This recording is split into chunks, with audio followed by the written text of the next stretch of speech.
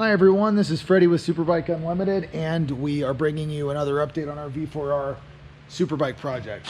Of course, as you saw last, we were overcoming some obstacles with this setup, and we're still working through this, but we do have some positive updates. So first and foremost, we've got a pretty decent temporary solution here to our pot mount. We've basically modified the way our pot actually mounts to the shock, and we have Tex has made some pretty nice brackets using some existing Corse bits and modifying them with some of the hardware that we had. But we've now got something that is at least acceptable, and this is something that we can run.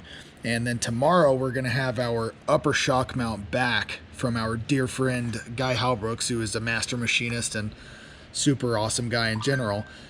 He has modified this based on some feedback we gave him and some very crappy sketches, and he took that and made something pretty masterful from what we've seen with some photos, and we think that's going to just be perfect.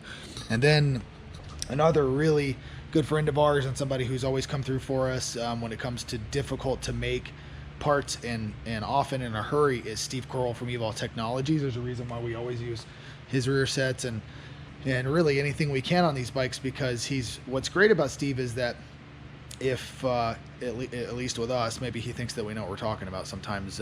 If we offer feedback or request something on a part, he's really open to doing it instead of kind of being stubborn and you know, kind of sticking to what he has. He's really cool about taking the feedback we have, as long as there's a good reason for the change or whatever it is that we need, and he'll apply it. And typically he'll make something that will offer some feedback, and then he'll use his expertise and his knowledge and produce something that's just really badass. And so we told him what we had going on, and we sent him some stuff. And what he's done is he's rapid prototyped for us a new caliper hanger and speed sensor mount. And obviously this is not something that we would actually use. This is basically just like a piece of plastic, but he sent us this to mock up. And what we're doing is essentially we just want to confirm that it's going to fit and that it's going to address our concerns, which we'll show you.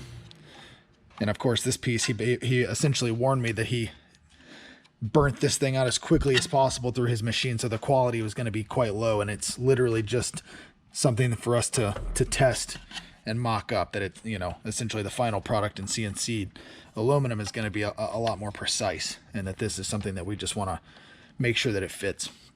And you can see that this essentially resolves our issues. We have our wheelbase adjustment that we need. And we have our speed sensor clearance that we're looking for. So this is going to be great. This is basically going to be the last piece of the puzzle for us to at least get everything functional here. So we've approved this design. We're going to have hopefully a fully functional bracket by the weekend, and we'll have our upper shock mount, and everything really should be perfect at that point. The next little obstacle is I actually got really sick yesterday and the day before that, and I'm back in work today because it's just been a stomach bug. But I'm hoping that I'll be physically 100% this weekend so we can actually ride. Things were going pretty rocky for a moment there. For sure needed to take some time and rest.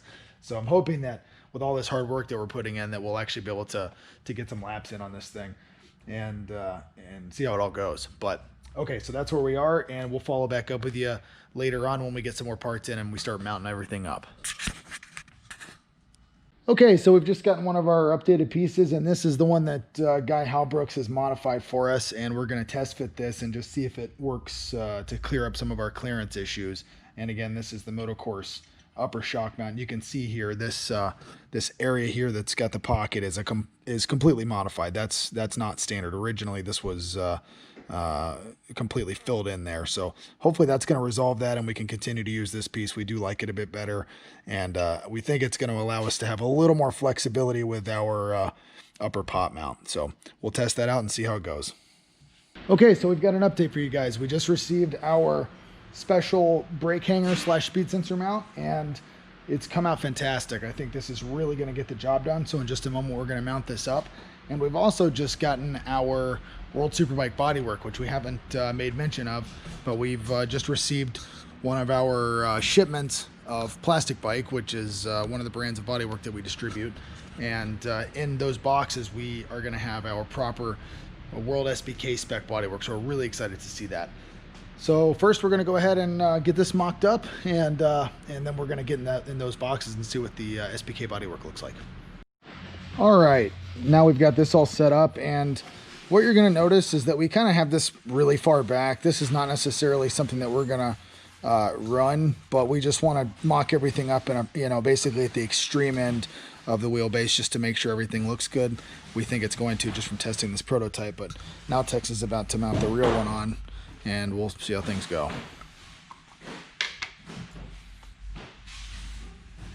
It's important to grease these because when you adjust your wheelbase, these have to slide on the swing arm housing. That's good to know.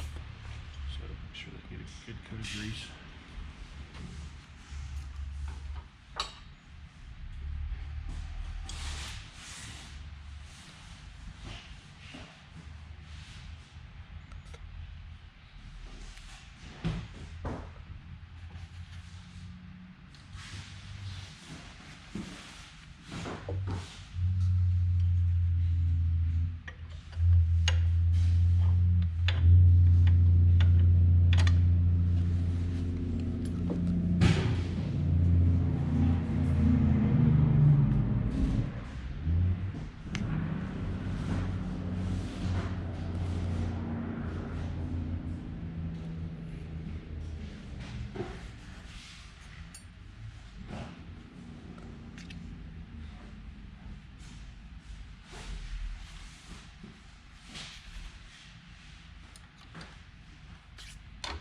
Now the fun part.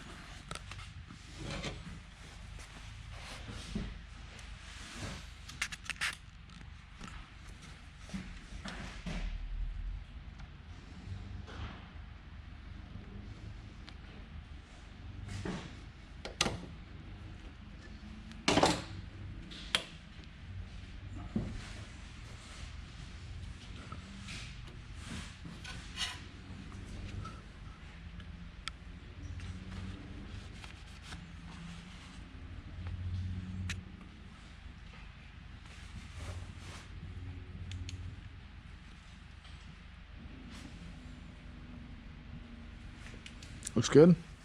So nice. There you can see what everything kind of looks like in place. For sure, a really nice piece, much nicer than the original. So what's next? all right, you put the hub in and sprocket carrier and just start reassembling the rear end. Nice. All right, so we actually are going to have to make some adjustments. Big surprise. This is a common theme. What we found is that when this is mounted up, it's basically a copy of the stock one. And what we have is that, as you can see here, this lip here, right here, essentially stops this from being flat. You can see this gap in here. And what that's doing is it's prohibiting the snap ring that we have from seating fully. You probably saw that a minute ago. So what we're going to have to do is basically just clearance the back half of this, where Texas marked this with a Sharpie here. The back half of this, we're just gonna cut that down a little bit, and that'll just serve to allow it to go completely flat. And this is just the V1 version. Whenever the next one comes out, it's not gonna be this way. So for now, we're just gonna do this. It's not gonna be the prettiest deal, just to test fit this, and we'll see how it goes. All right, so what Tex has done is essentially just ground away some material here, and now you can see this is gonna fit just fine. Looks like everything's mocked up the way it should be. Snap ring is in place, so now he's reinstalling this hub and we can continue.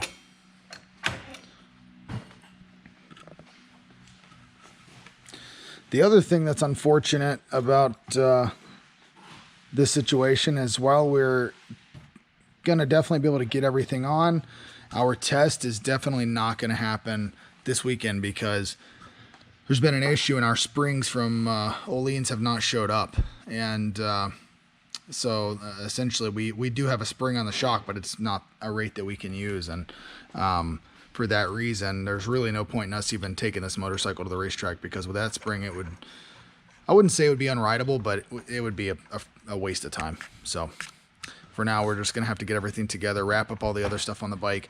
You can see we do have the gold forks back on. We're going to have to for sure do some work on the other forks, and we don't have the tools that we were supposed to get to use those. So they had to come off, and we're going to use these because they are working very well. And hopefully we can get some work done to those other forks and have them in a state that they can actually perform at the level that they should be. All right, so we're chipping away at this, and we're working on a few things just because we've been waiting on some stuff, and I think everything's gonna basically be here today where we can come pretty close to wrapping this up, I hope, at least. So one thing that we're doing is we're gonna reroute the brake line and run it more the way the factory guys run it on their Superbike, and you can see where originally we weren't gonna do this.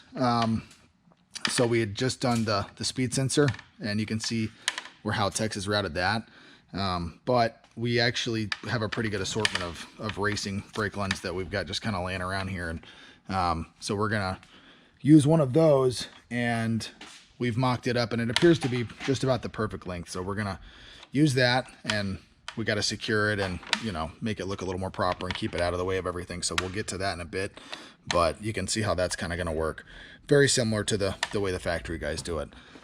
And then we've had a few, well, as you've seen, we've had several roadblocks to actually completing this RSP40 and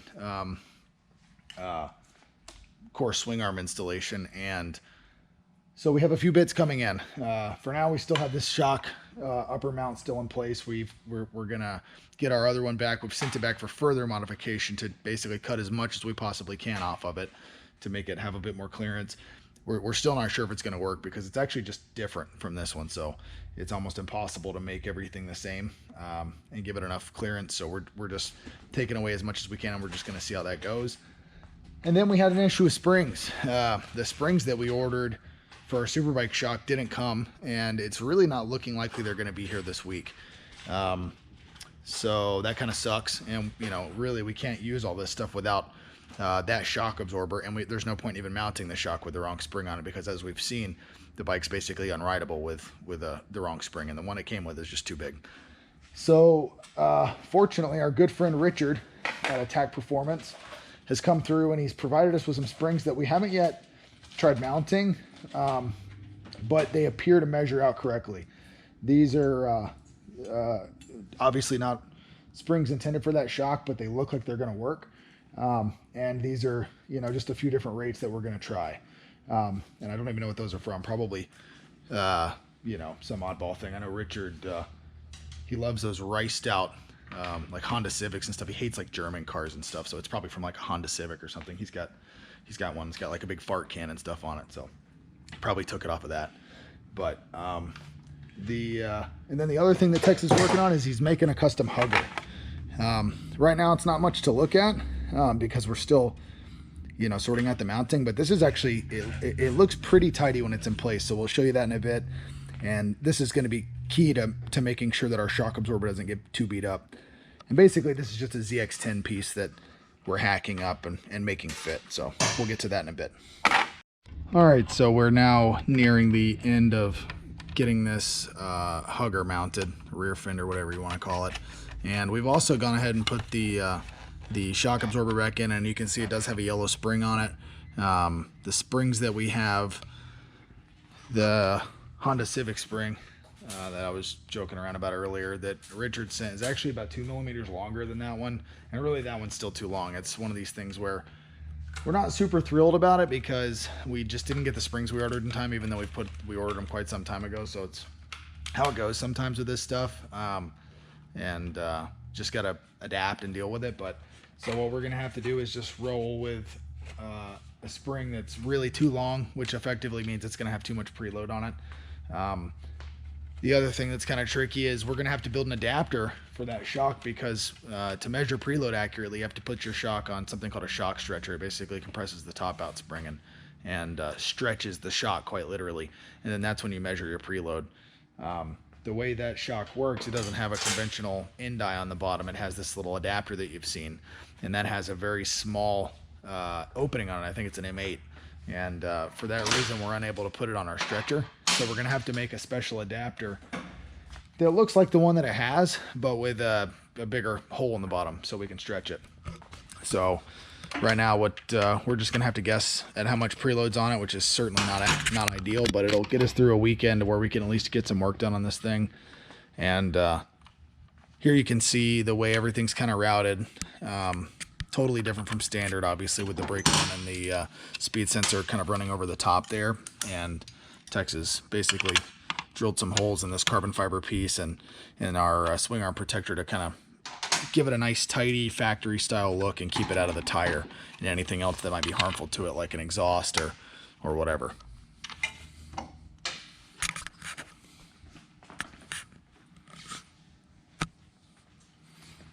And again, this here is something we may not keep forever, but certainly going to get the job done. Doesn't look bad, and it's going to keep that super expensive Superbike shock safe.